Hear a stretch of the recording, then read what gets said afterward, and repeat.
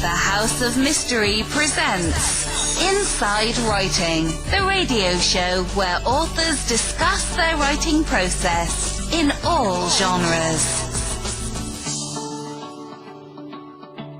And joining us is Burl Bear. And how are you doing today? Oh, just dandy. I'm doing better than my dog. I took the dog to the vet, and she's depressed. Why? She doesn't have to pay the vet bill. Oh, no, I'm the one who's depressed about that. We don't want to insult her. We call her a Staffordshire Terrier. Her name is Isis, which, of course, is just every time the news comes on, she hides. Yeah. Not a popular name right now. No, it's not. ISIS, evil ISIS this and evil ISIS that. When I was a kid, my friend Larry Siegel had a dog whose name was actually Spot. And we were over there having dinner one night, Sunday night, and the Hallmark Hall of Fame was on. And they had Macbeth. And when Lady Macbeth said, "Oh, damn Spot," the dog got up and left the room.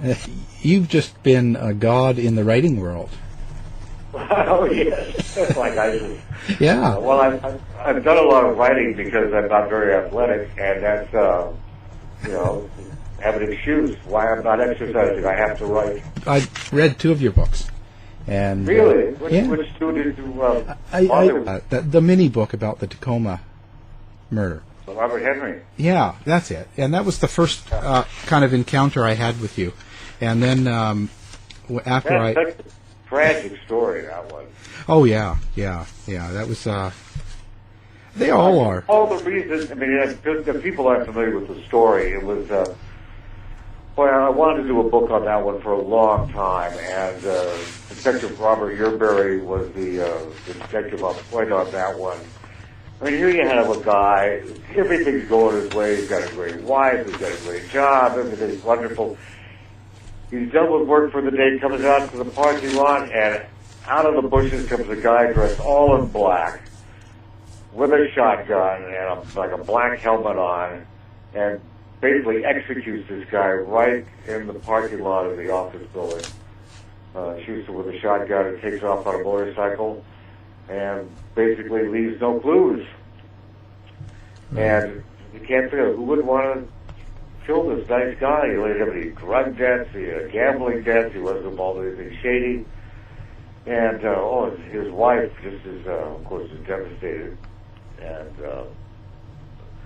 it was someone he knew, someone who was formerly a good buddy of his. They got into an argument at Christmas, I think it was, over what was a better hobby, boats or planes. That's why he killed him. Yeah, I remember that. I thought that was kind of weird. I'd say so. Well, you know what I mean. I just didn't think it was enough to be that angry. Yeah. The widow and I had a conversation about that because there's an excellent episode of a TV series called Motives and Murders, Cracking the Case on Investigation Discovery, and they did a fantastic, I thought, adaptation for their show. They interviewed both a lot of people. They interviewed the detective, they interviewed Henry's widow, and they interviewed me. And she and I talked about that. I think, if you don't mind me saying so, yeah. All the reasons on earth, if there's a valid reason ever to go shoot somebody, the fact that they have a different hobby than you, and you got to an argument about that. It still struck me as it's just, for me, it couldn't be enough. I couldn't imagine being that upset over what's a better hobby to do, sail or fly, and then to actually go to such trouble. Yeah, the guy is obviously, I think the technical term is pistol bashunga. The guy's, he's a little nuts. Yeah. But that's not an adequate defense for a premeditated murder. He had an alibi, and it took him, so that was the longest investigation in Tacoma police history. It took them a long time because they finally found a murder weapon, but it was years later. Found it in the bushes, someone found it in the bushes, and it took, it's kind of like that movie with Brad Pitt and 8,000 other people that won the Academy Award a few years ago, Babel, or something like that, where this gun makes it all the way around the world. It's kind of the same thing. they had to trace, all the different people who owned that shotgun. And it wasn't easy to do. And turns out it was that guy, and he was harassing the widow for years because they worked in the same company. And he would sit at lunch next to her, like, make faces, and, Yeah, I remember that. That's just nuts. Yeah, good thinking, yeah. Normal people, first of all, don't kill people. Second of all, if they were semi-normal and they killed people, they wouldn't do it in a fight over what was a better hobby, Yeah. collecting stamps or parcheesi, Well, and maybe. then he has the nerve to sue from prison. Oh, that's sue the right. wife. That's right. Yeah. Fortunately, they threw that thing out. But he's a real piece of work. That guy. Yeah, that little booklet is called mini true crime book. Yeah. It's called Murder on 9/11. That's what happened. It didn't happen the same 9/11 as 9/11, that New York thing with the terrorists or whatever. Yeah. But it was on that date that Robert Edwards was murdered, and it was on that same date, was it 9 years later or something, that the guy was sent off to prison. And he's in there for life now, isn't he? Yeah, that's usually what they do. Although sometimes they get less than that, or sometimes they get more. But I think he's in there for life. It was first-degree premeditated murder. He planned it ahead of time. That was a story I'd wanted to tell for some time. Another story that I'd wanted to tell for a long time that I finally got the opportunity was a story called the Alaska Mail Bomb Conspiracy. And that's in a great book called Masters of True Crime. And it's a compendium of stories by various brilliant and talented true crime writers, such as myself, of course. That's just another one of those stories that you go, what were these people thinking? The guy gets a package in the mail addressed to his son, and I figured, okay, I'll open it in case it's something important, and it blew up. They found his knuckles on the roof, melted his wife's face. It was just, who would do it? Why would they do it? And the only people who had a motive were already in prison for murder because he testified against them. And sure enough, that's who did it. They had the one guy's sister build the bomb, and she was just about ready to go into labor. She takes her daughter to the post office to mail this bomb to this guy. Wow. And going to blow herself up too, which might have been a nice move. Yeah. But that's a real strange story. I always wanted to tell that one. That's one of the few cases, I think maybe the only one in American history, where someone is found guilty and sentenced for a crime they were never charged with. Yeah, it's Yeah, that's great. But, a lot of people wonder about that. Erin Moriarty, who I have a crush on and I often tease, she was on my radio show a couple of years ago, and she says, that's impossible. You can't convict someone of something they haven't been charged with, because you have to be able to defend yourself. And, no, American trial, the jury wanted to convict the guy of something. They asked him whether he wanted to convict him of it, but they just on general principles said, we're going to find him guilty of something. Yeah. So, anyway, they thought he was never charged with. Wow. Well, there you go. Well, things are so strange. I mean, we don't have American justice. We have American courts, American laws, but I think Americans are very naive about how things work. But one reason prosecutors get so many convictions is that people plea bargain and make deals because even if they're not guilty, because they're so concerned that if they do go to court, because they're warned, listen, if you don't plead out, if you plead not guilty and go to court, it'll be worse for you. Because they'll find you guilty. If they find you guilty, you'll get twice as long as a sentence, you'll get this, you'll get that. So why don't you just plead it out? So there's lots of people in there who took a plea deal that, didn't do it. If you're the person who did do it, still out there somewhere. Because it's just so prevalent. Yeah. Particularly back in New York under Giuliani, I remember saying that one reason he had such a high, rate of convictions or whatever is because he'd make people stay in jail until their trials, and then would stretch it out a long period of time, and so people would plead out just to get out of jail. And so now your big book. My big in size or Yeah. scale? Yeah. Got about 13 books out there, so Yeah. No, the my big one. biggest book in terms of size may be either Love at the Cost of Life, which is a true story, oral history of the persecution of the Baha'i religious minority in Iran at the time of the revolution. That came out this year. Or it could be The Saint, a complete history in print, radio, television, and film that came out before you were born, but continues to sell. I remember The Saint, the original. Yes, the famous Simon Templar, the Devil with Dames, the headache of cops and crooks alike. I remember. I'm lying here, I'm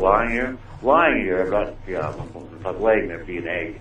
I'm lying here on the futon, reclining supine on my spine, looking up at 1, 2, 3, 4 Saint one sheets from the movies. Have the Saint of New York, the man who's the man who's, I don't have my glasses on. There's a man who did something. Yeah. One Man War on Crime. Then we have The Saint Takes Over with George Saunders, Saints Girl Friday, Louis Hayward, and Saint Meets the Tiger, starring Hugh Sinclair, who had large ears and a beautiful voice. So I wrote about the movies, the radio shows, the TV shows. I was able to meet him 2 weeks to the day before he passed away. Bought me lunch at a little coffee shop in Surrey, and that was a real delight. What made you write The Saint? Like, what made you do that? Like, I was... Well, that I could answer very easily. It was, when I say so, in the introduction, I say, this is the book I always wanted to read. I kept going to the library. Remember those? I kept going to the library. I think it was kind of like bookstores. People haven't seen them in a long time. Although we do have a new library here in Stevenson Ranch.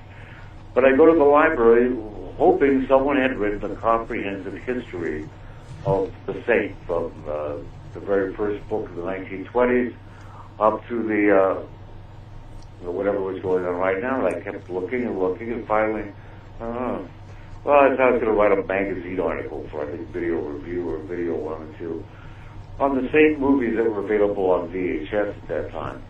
Well, my crafty, very clever little nephew, Lee Goldberg, who had several New York Times bestsellers with Janet Ivanovich. He had a series with her that's doing incredibly well. He, without me knowing, wrote a proposal for a complete Saint book and sent it to McFarland Publishers. And I think it was the first Saturday after the 4th of July in 1990, I think. I showed up at Loon Lake, Washington to go fish with my dad, and he said, hey, you got a letter, at the house, home address. And there was a contract for a book. Due in a year, I got to stretch it out a bit, so thank you, Lee. And that's the book I won the Edgar for, my first book. And the nice thing about winning an Edgar is they can't take it away from you. Yeah. No matter what you do. No matter what you do, it's kind of like Aldo Ray, who won the Academy Award. At the end of his career, he was doing porno movies. Yeah. As the doctor saying, don't try this at home. Whatever I write, they put it on the front, Edgar Award winner. And it's true, I did win one. I got it to look like a little bust of Hitler. But it looks like it looks like Hitler. You can't tell the difference. People say, why do you have a plaster cast of Hitler on your mantle? Yeah. I know. Not Hitler, it's Edgar Allan Poe. Well, and your Man Overboard. Man Overboard, the counterfeit resurrection of Phil Champagne. Now, I drove people crazy. When that book first came out 20 years ago, I became known as the king of BSP, which means blatant self-promotion. I sold that book like I was a Benjamin salesman at a county fair. And people weren't always happy with that technique, but I did sell a lot of books.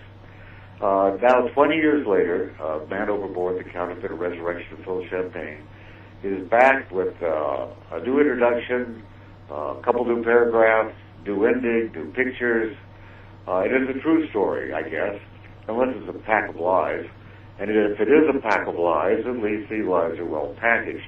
Here's the basic premise of the book. You ready, Alan? Yeah, I'm ready. All right, brace yourself. I am. 1982. Was it 1982? I think so. Oregon businessman Phil Champagne dies in a tragic boating accident off Lopez Island, Washington. He is survived by one ex-wife, 4 adult children, an octogenarian mother, and 2 despondent brothers. Phil didn't know he was dead until he read it in the newspaper. All things considered, he took it rather well. 10 years later, 1992, Washington State restaurateur Harold Stegman, famous for his thick, juicy steaks, is arrested by the United States Secret Service for putting counterfeit $100 bills in a tiny shed in Idaho. In addition to the bogus bills, Stegman also has a fraudulently obtained United States passport, a fabricated Cayman Islands driver's license, and Phil Champagne's fingerprints. Yes, it's a story of fraud, deception, trickery, lies, and fine prime rib. And probably one of the few true crime books that's actually amusing, vastly amusing, hysterically funny. At least that's what they said when they read it. And maybe I didn't intend it to be that funny, but they said it was funny, so... Well, it did kind of come out that way, when I was reading. I mean, did you ever get to meet him personally? Oh, yes. Phil's 84 years old. I talked to him just the other day, and what a charming gentleman. Oh, yeah. When I first met Phil, I think Anna Rule was going to do it originally, because she knows the family. Her daughter and Phil's daughter are good friends. But she was tied up on other projects. Somehow I got recommended and suggested. We got a phone call from Buck Ormsby, famous bass player up there in Seattle. Yeah. And he faxed me all the information. And Phil at that time was in the federal prison in Spokane, by Spokane, Washington. Well, I was living in Walla Walla, which is, 147 miles. So I jumped in my Volvo 1800 St. Mobile and drove up there. And Phil had already had some other authors approach him about a book, because this had made the news, and all the talk shows wanted him, Montel Williams, Yeah. I went to somebody's father, I don't know. Anyway, so I went in there, and I didn't go in and say, "Hi, I'm Burl Bear, I want to write a book about being fiction and comedy and criminal."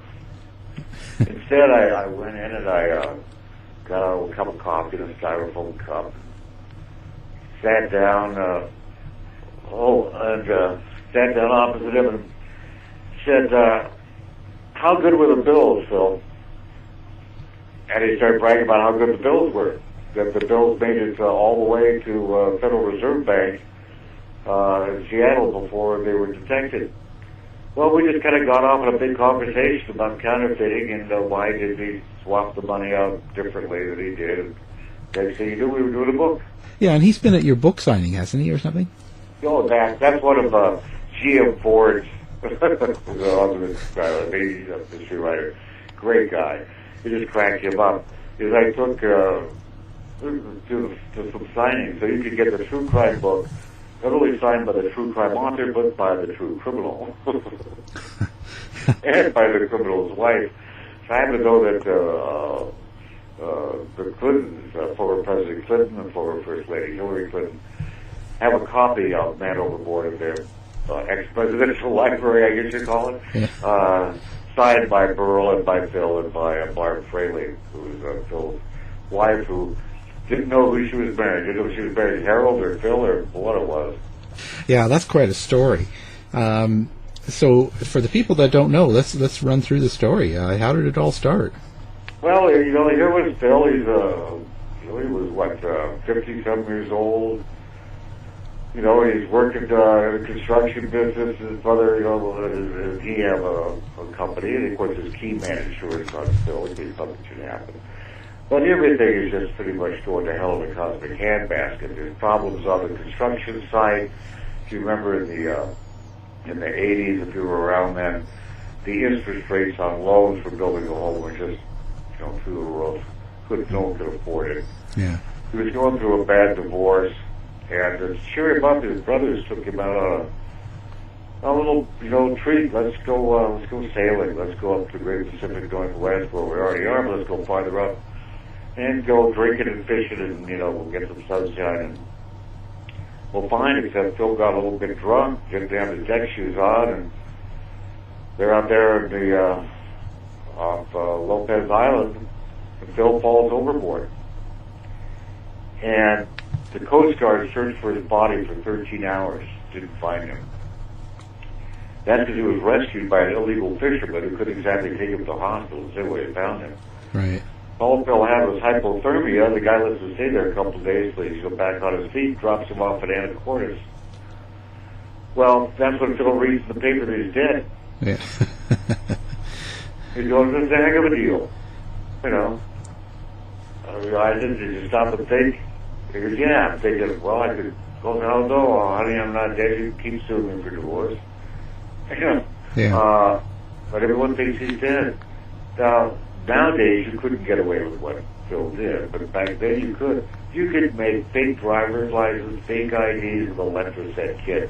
You could, no one in Washington with a Rhode Island driver's license look like. You could make it up, Didn't have holograms on it or anything like that.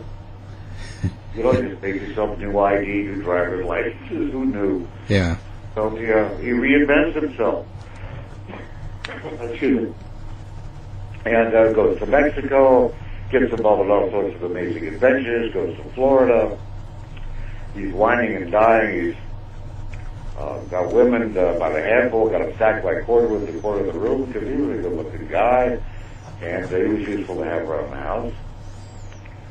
Well, he winds up getting involved in all sorts of, not that he's a criminal, but I don't want to give away the whole plot, but he winds up with drug smugglers and criminals out to kill him, and he finally gets the best on them. Out Spark 7 goes back to Washington with a new name and a whole bunch of money. However, slight error on Phil's part. The name he chose, Harold Richard Stegman, he got the name off the graveyard in Florida of someone who was born but didn't live to adulthood, who died as a child. Right. And what he didn't know is that organized crime had used that same graveyard a long time ago. And that name, Harold Richard Stegman, is well known around the world, like Kaiser Soze. There's so many people who use the name. Then a minority leader of New Jersey, whose name escapes me at the moment, used that same name on his passport when he faked his death in the Bahamas and then flew to the Maldives Islands. The feds, after they arrested Phil, who he was Harold Stegman, thinking they had an international criminal. They had photographs. They showed him a guy on it. They couldn't see his face. A guy leading a revolution in Africa on a tank. That's Harold Stegman. Smuggling guns, Harold Stegman. Human trafficking, Harold Stegman. Diamond smuggling, Harold Stegman. They think that they have got the biggest criminal in the history of the universe. His fingerprints didn't match anything. He did, he had no criminal record. But the name, Harold Stegman, boy, did they get a print out on that name. So he was able to cut a deal. Gentlemen, I'll tell you everything about my last criminal empire. If you give me the lowest possible sentence on the counterfeiting. So they cut a deal. They tell him everything about his vast criminal empire. In return, he'd get, a work release, 18 months, for having a phony passport, conspiracy to counterfeit. And first question they asked him was, what kind of copy camera did you use to take a picture of the 1990 Series E $100 bill that you counterfeited? He just said, gentlemen, if I could have afforded a copy camera, I wouldn't have needed to become a counterfeiter. I built a box camera, which he did, out of a piece of cardboard, kind of a cardboard box with a pinhole poked in it, a lens from a broken camera from St. Vincent de Paul. He didn't have frosted glass, which you need, for box camera. So he found a broken window pane and he put Scotch matching tape on it. It worked just fine, thank you. And then he hand-colored all the bills with one of those little hobby paint sets. A little low tech. But they got the deal. They had to honor it. Well, days were simpler back then. You know, from all the true crime books I've written a lot. It's the only one nominated for an award. It was nominated for an Anthony Award for Best True Crime at the World History Convention. Anna Rule's Dead by Sunset was nominated that same year. She says, "Oh, Burl, I know you're going to win." I said, "No, Anne, you're going to win." I was right. She won.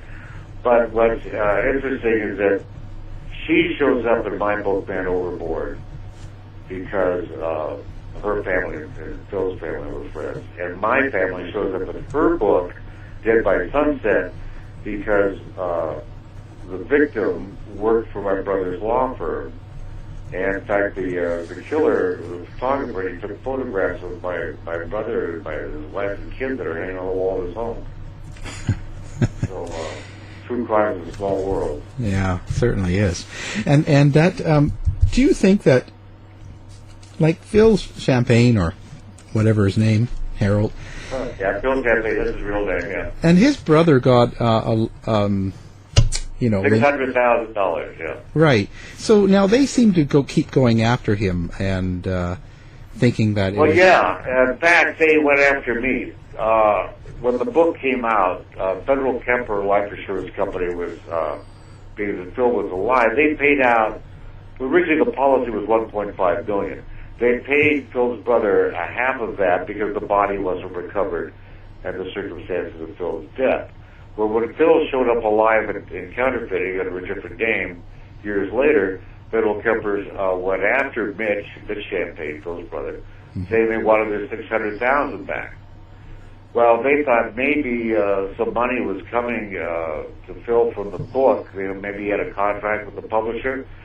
So they tried to put like a garnishment or a freeze or something on money from my publisher at that time to Phil. Of course, the publisher wouldn't know Phil Champagne if he passed the counterfeit bill. They just had a contract with me. Long story short, for some legal reason, which is probably too complicated to go into, they dropped the whole thing and just let it go. So, yeah. Federal Kemper said, "Oh, keep the money." Yeah. So that's Do they think that the brother was in on it? Well, they thought maybe it was that Phil faked his death, that it was a plot between the brothers. If so, it was a fairly clever one. Phil's soon-to-be ex-wife, who was going through divorce with, sued the other brother for Phil's wrongful death. He collected $150,000. So it's kind of like everyone benefited from this somewhat. So if it was a scam, it was well done. Yeah. Phil, of course, said, "No, I didn't fake my death. I simply didn't contradict it." Yeah. I think, when Phil showed up, when they finally figured out who he was, he never did tell them. FBI could not figure out who he was. Interpol couldn't figure it out. CIA, no one could figure it out because he had no criminal record, so his fingerprints didn't match anything. Lyle Workman, who was the Secret Service agent on this case, who really liked Phil, by the way, just on the most bizarre hunch, walks into the Spokane, Washington Police Department with the fingerprints, says, "Will you run these, please?" And they got a match. And the only reason for that was due to an error. When Phil was 19 years old, after he was 63 at the time of his arrest, when he was 19 years old, he got in trouble for taking a car without permission. And that should have been expunged from his record, decades ago. But for some reason, it was still in the Spokane, Washington system.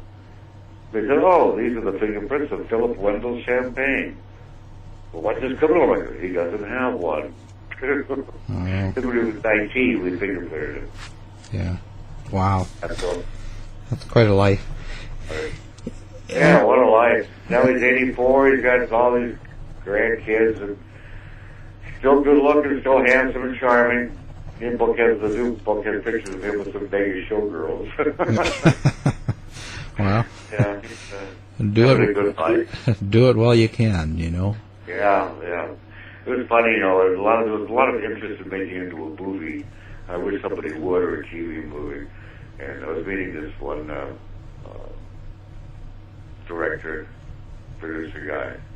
He says, would Phil mind if we made some changes in the story, perhaps make his wife's brother a detective who's working on the case, you know, just some typical area. Yeah. I said, but the truth is, if I may quote Phil, I don't give a damn if they make me a cartoon mouse as long as they write me a check. Yeah. Yeah, that's good. I like that. I guess Dr. Gerald said, if you sell a story or a book to Hollywood, you go to the California border, and you toss a manuscript over the border, lands there, they pick it up, they throw you a suitcase of money. And you take the suitcase, you put it in the trunk of your car, you drive away, and you don't look back.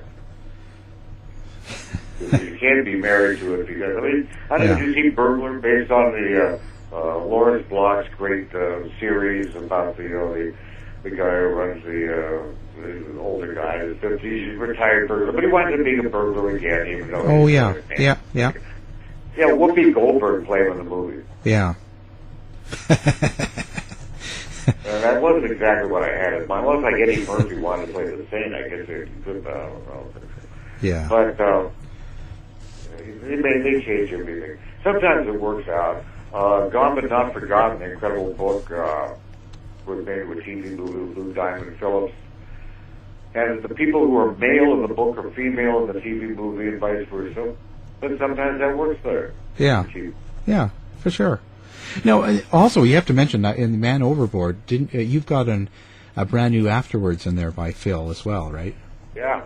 Phil wrote the afterwards, and I wrote a new introduction explaining some things. You know, and when the book first came out, there was a big front page article in the Coeur d'Alene, Idaho newspaper with a big picture of Phil and who he really was, and about the book. And then some lady saw Phil on the street, and she just lit into him. You're a horrible person, you're this, you're that. And she's just reading him the riot act. He stands there and listens to it all, and she's all finally runs out of steam. He just looks at her and says, I bet your husband wishes he could fall off a sailboat. Which is probably quite true. That's just that's an amazing story, actually. Quite. Well, it's available in a brand new 20th anniversary special edition with bonus features, just like the Criterion DVD. Yeah. And call now. Wild Blue Press. Yeah, wildbluepress.com. You can get it direct from them. You can get it from Amazon, Barnes & Noble, Barnes & Noble, Libris, Books A Million. Walk into a bookstore and demand it. Demand. Don't leave. I'm demand. I want to demand this book by Burl, Man Overboard, The Counterfeit Resurrection of Phil Champagne. It's got a cool cover. The subject tonight, true crime. Guest, Burl Baer. We'll be back right after these words. I was talking to Lee Mahler, and then... Serial Killer Quarterly. Every serial killer's favorite quarterly magazine. Exactly. It is. It sounds when you hear the name Serial Killer Quarterly, you think, oh, come on. But when you see the thing, it is one absolutely gorgeous, professional, top-of-the-line magazine with, maybe my article an exception, but everybody else's articles are really, really good and scholarly and well-illustrated. I mean, it is one heck of a good, I'd say better than good, excellent magazine by any standard. Yeah. So if you're interested in serial killers or that kind of stuff. Yeah. I've been going through it. There's some great stories. He's a great editor, actually. He does a really good job. He's fabulous. Yeah. And he's really, I almost said he's really into necrophilia, which is a bit, but he studies it. Not that he watches it before him necessarily, but he's researching that. Well, I'm leaving that one alone. Woody Allen's former wife was raped, I think, in New York at one time. He got in trouble because they went to the reporters and said, what is comment about your ex-wife being violated? He said, knowing her, it wasn't a moving violation. Yeah. Okay. But I don't write the jokes, folks. I just tell them. Yeah. Don't take it personal. Yeah. Now, on that one, now did you did a little story on the Yorkshire Ripper? Yeah, I did. With the Yorkshire Ripper, Yorkshire Ripoff. This Yeah. Peter Sutcliffe, he's a copycat. He didn't do most of them. I know some people think Neil O'Gara, who wrote the book about the real Yorkshire Ripper, is a little bit over the top. But I'll tell you something.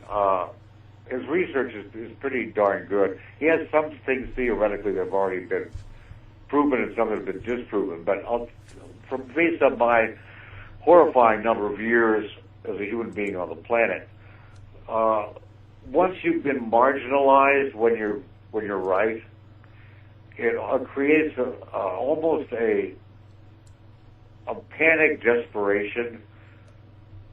I don't know if you can follow what I'm saying, but if you've ever been marginalized and told that people say, well, you can't believe what he says, he's nuts, but you're actually right about something, and people are like automatically discounting you, it makes you almost start grasping at straws just to get back to your basic point.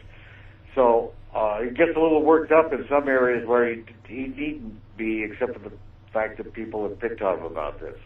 But I do believe he's absolutely correct that the fellow that they're calling the Yorkshire Ripper is a copycat. The cops fed him a lot of the information because some stuff he did wrong, pardon the pun. And that, yes, he did kill people. I think he killed about 4 of the 13. But who killed the rest of them? And that's a different story altogether. Right. But so I had a great time writing the article, and I was really blown away when I saw what a great job Lee did as far as editing and illustrating and framing the story. So well, that's out the paperback too. It's kind of like the Serial Killer Quarterly's Greatest Hits or something. Yeah. Why was there such a big stir about that with Noel O'Gara? Like, why did people jump on him so much? I'm sort of surprised. They do that. Well, yeah, I know there's some nasty ones out there, but I just it just sort of surprised me because I thought what he wrote was quite good. Yeah, so did I. But there are people who, it's not like people will start taking sides in cases and things like that and get all worked up. I think actually he's quite accurate and correct on the majority of what he says. The one that no one pays any attention to and totally discounts on a different topic, and that is on Jack the Ripper, the book Hand of a Woman. And I don't know how accurate it was, but I thought the book was absolutely fascinating. On that Jack the Ripper was a woman and who the woman was, and she went to the mental institution, and not that she necessarily got away with it, but that's who she was and why she did it. That was a really interesting concept, but it's true or not, and we won't know. Yeah, I didn't even hear about that one. Check that book. It's called Hand of a Woman. Huh, I will, because I interviewed Russell Edward last year. Naming Jack the Ripper, and Tom. Then there's also Tom Westcott. Yeah. Yeah, and then there's the other one. I made it like a few times about the handwriting and the blood samples was his great grandfather Jack the Ripper. Oh yeah. Yeah. I gotta get them all together in one room. Like I read about the mental institution where the 3 guys all thought they were Jesus, so they put them all in a room together to see what would happen. The way to see if they'd wash each other's feet, I guess. Yeah. It was an interesting experiment. I bet. Yeah, no, I found that to be an interesting subject, but so long ago. I don't even know why are people still why do they pick certain serial crimes and stick with them, like Jack the Ripper or Zodiac and things like that? Because it gives them something to do in their spare time. Yeah, but what picks them out separately then? Because there's been some real other horrific ones that really get no attention. Oh yeah. Well, that one I think is atmospheric because it's like a TV show or a movie. Yeah. You know, Right. it's kind of like, I find this bizarrely related somehow. People who are, shall we say, beyond the pale of religious fundamentalism to where it becomes almost pathological. They'll be talking, the Bible says this, the Bible says that. And no, it doesn't, but what they're talking about is Dante's Inferno.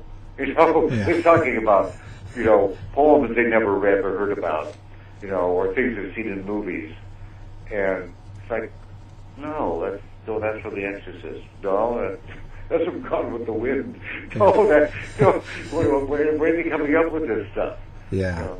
yeah, I know. And the people just get hooked into things in their imagination runs wild. They just get. Well, I didn't know quite how to break this to Rhonda Glover, who is the murderess in my book Fatal Beauty. I went to see her in prison, and there's plexiglass, you know, between us, so she couldn't kill me if she wanted to. I think when the book came out, she wanted to. But before that, she was not. She should be in a mental institution. You know, it had been done. The only reason they declared her competent to stand trial is they said, just don't mention the caves and the clones, because the reason she killed her boyfriend is she believed that he and George W. Bush were having homosexual sex with clones in the cave under her house in Austin. Yeah, and what's the problem? Well, because George didn't get an invitation. Oh. You're not going to start without me again. Yeah. So, anyway, one of the reasons that she thought she was on this mission from God to kill her boyfriend was because of Oaks. She lived on Oak Drive in River Oaks, near, you know, Oak Park, you know, everything was Oak.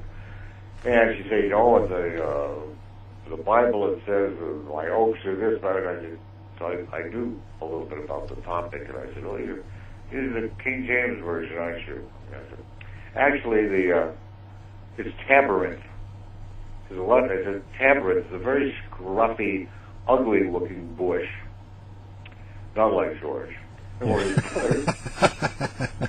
That is where you get turpentine. I said, but they don't have tabarinth in England.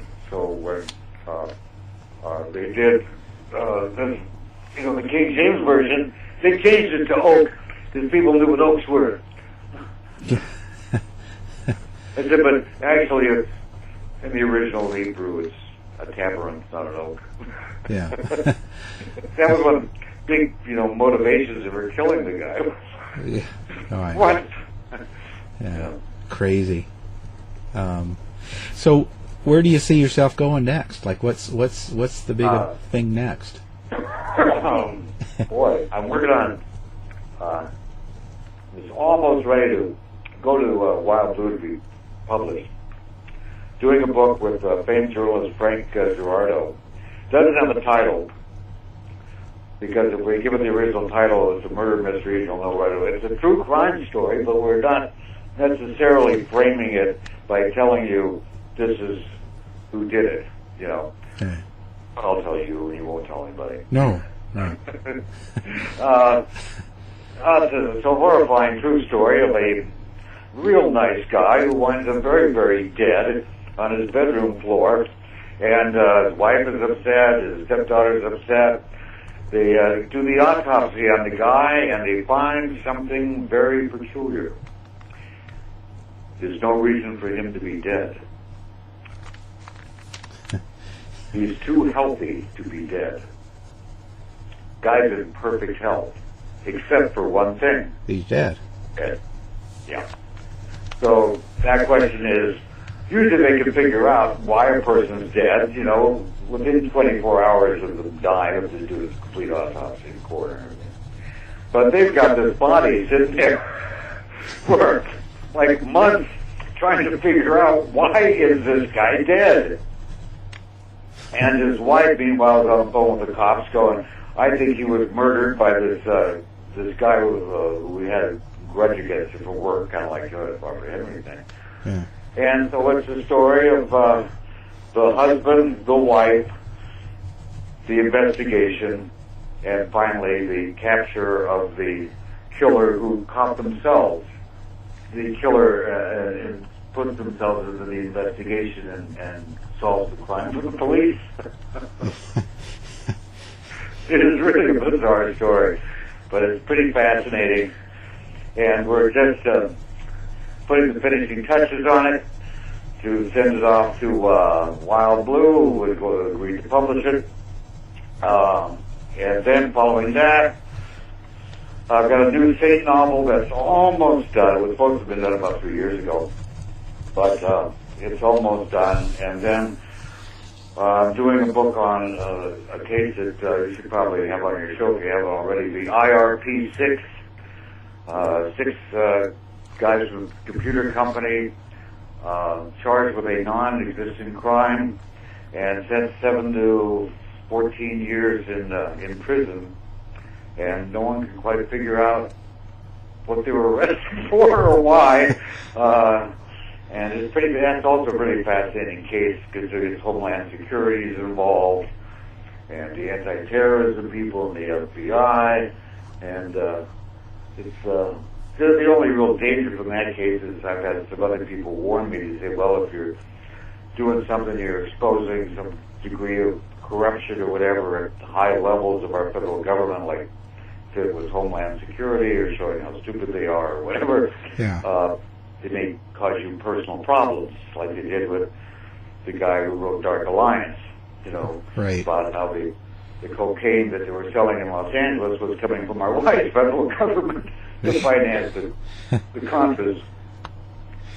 Yeah. I had Ricky Ross, he's a great guy.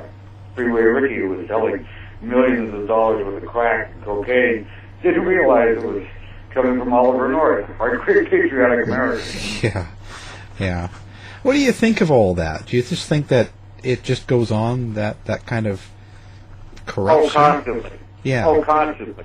Yeah. That's one thing that you learn. We're just writing an article, something you will see. It's actually Darren Kaminoki, who does Deadly Sins TV show. Right. Yeah.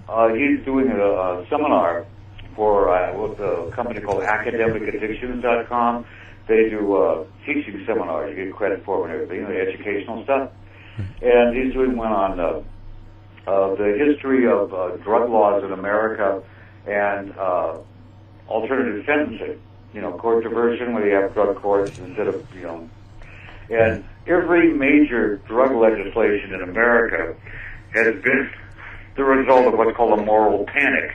And that's where you either create a crisis that doesn't exist, or you take something that isn't a crisis and you make it one just long enough to get law passed, and then suddenly it disappears from everyone's consciousness. All the scary stories stop, and you move on to the next. And what they always do is pick a minority that uses that particular drug. For example, the very first one was opium dens. There was all this Chinese prejudice. Chinese are stealing our jobs. They built the railroads, but now we've got to get rid of those slanty-eyed bastards. And so they suddenly there's an opium den epidemic. We've got to close down those opium dens. Well, the only people using opium dens were the Chinese, so it's just pretty much targeting them. So basically they had Chinese laws, and then they got the Chinese exclusion law, where the Chinese couldn't become citizens and all that stuff. Then, during the Mexican Revolution, we had a lot of Mexican immigrants coming to America to get away from the revolution. Well, they're stealing our jobs and taking our women, so what drug do? Oh, they do marijuana. Okay, we'll make marijuana illegal so we can put a lot of Mexicans in prison. Next thing you know, there's all these fake stories coming out about Negroes on cocaine raping white women. Even though there's been the Pure Food and Drug Act and the importation of coca had gone down by over 50%.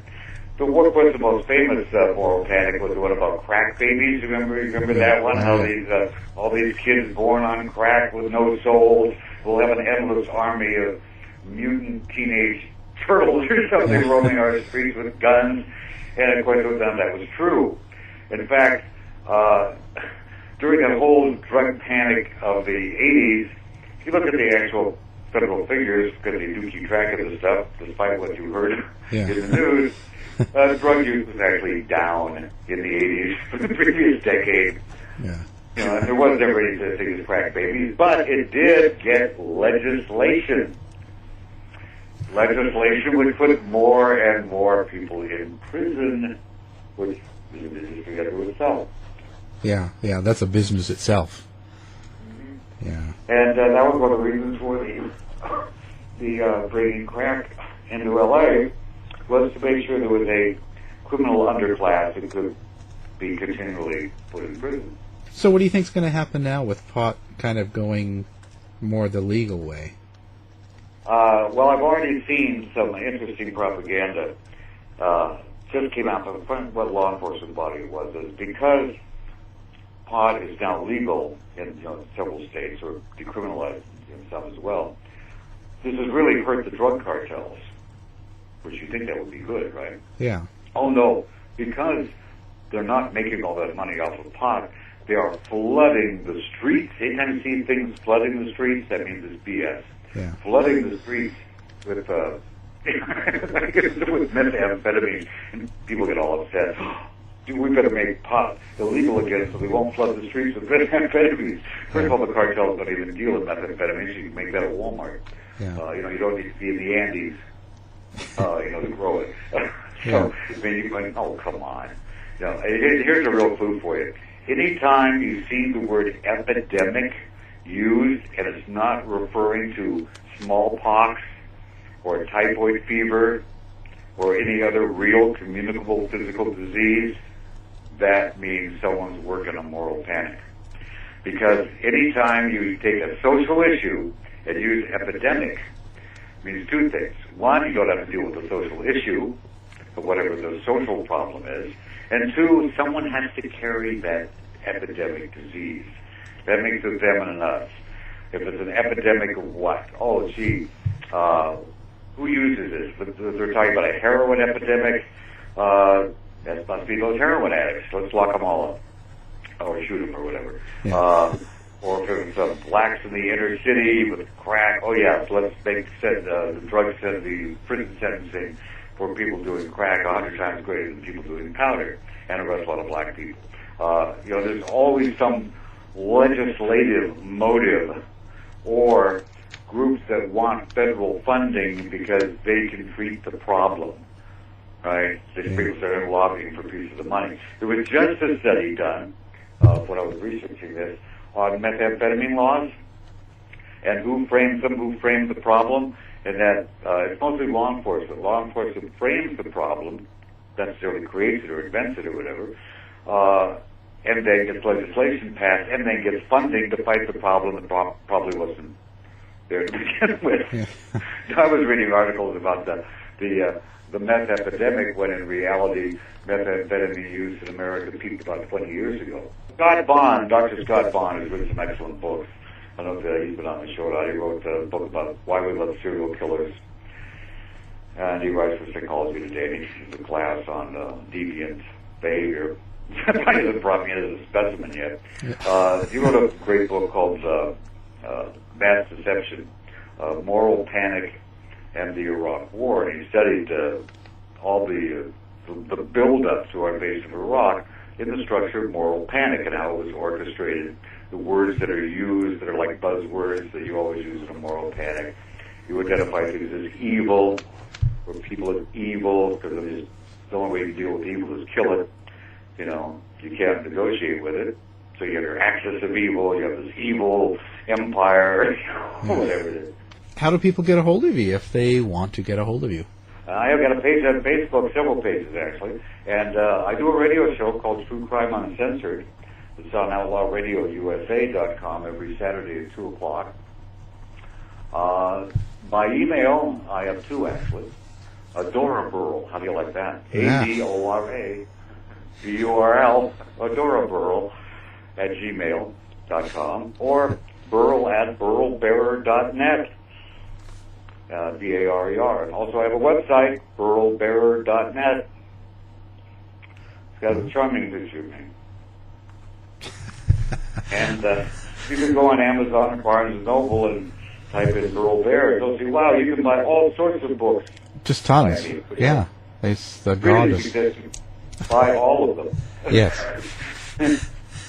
I have several true crime books from Kensington Publishing, Body Count, Murder in the Family, which is my New York Times bestseller for them. Headshot. Ran out of books on that. But that was the first book I did for Kensington, Murder in the Family. About Kirby Anthony, who raped and murdered his own aunt and her two little girls. And Mom Said Kill, which has been done about 3-4 times on TV, on these shows that Investigation Discovered. Yeah. And that's the mother, Barbara Opal, promised her 14-year-old daughter a brand new dirt bike if she and her little friends would murder her employer. I'll tell you right now, the kid never got the dirt bike. Oh. Sounds like a perfectly good mother. What was wrong with that? Yeah, Mother of the Year. She was working as caregiver for this lady with Alzheimer's, and the son, who was dying of cancer, was devoting himself to his mother instead of himself, and they were taking care of the mother, but the guy had 40 grand in the bank, and Barbara Opal decides she wants that 40 grand, so she gets her 14-year-old daughter to get a bunch of kids together to murder the guy for the money.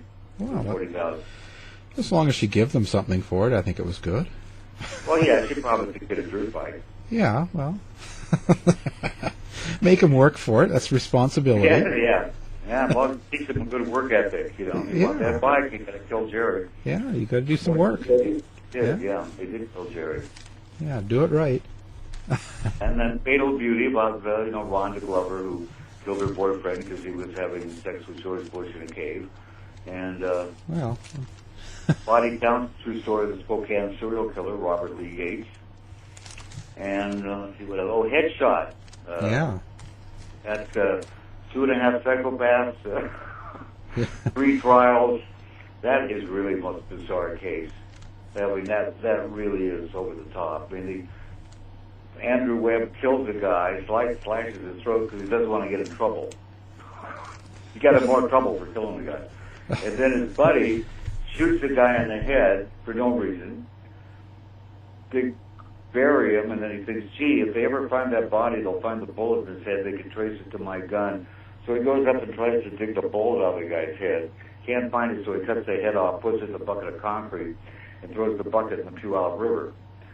But when they find the bucket, and they put it together with the body, the head out of the bucket, the guy didn't die from getting shot in the head. The bullet went through his cheek and out the other side. All it did was break his jaw and knock him out.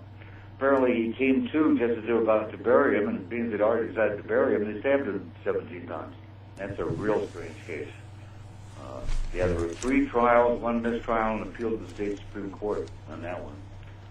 Wow. Because the prosecutor said, of the 3 guys who were charged, the first one through the door gets the deal, which is illegal, of course. And the first one through the door was Andrew Webb, promised to testify against the other 2 guys, gets up on the stand and says, tells the truth. Says, I killed them all by myself. I only said that to get my deal of no death penalty and life sentence with parole. He's out now, as a matter of fact. The 2 remaining living guys got out of prison and went to their high school reunion. Well, it's been a pleasure. Well, it's always a pleasure talking about horrific crimes. Yeah. Or even amusing ones, such as the one by Phil Champagne. Well, yeah, that's quite unique. But the latest thing I threw up, the latest thing I put up on available is another Deadly Sins tie-in called Deadly Sins: Jealousy, Sex, and Homicide in Los Gatos, California. And that's a little mini true crime story. That's a case on Deadly Sins that was on recently. Oh. But one gorgeous woman and 2 guys both having sex with her. One gets jealous and decides to hire hitmen to kill the other guy. The hitman he hired was so stupid, they left MapQuest directions from their house to the crime scene and the crime scene. They could have just left autographed 8x10 glossies of themselves. But, yeah, world of crime. It's getting smarter. Yeah. Get no brighter. Anyway, thanks so much for having me on the show. I really appreciate it. Yeah, no, it's been a pleasure. You've been listening to the House of Mystery radio show. To find out more about our guests, hosts, or show, go to www.houseofmystery.com. Show's over for now. Was it as good for you as it was for me? Well, good night. This has been a production of Something Weird Media. I'll be back.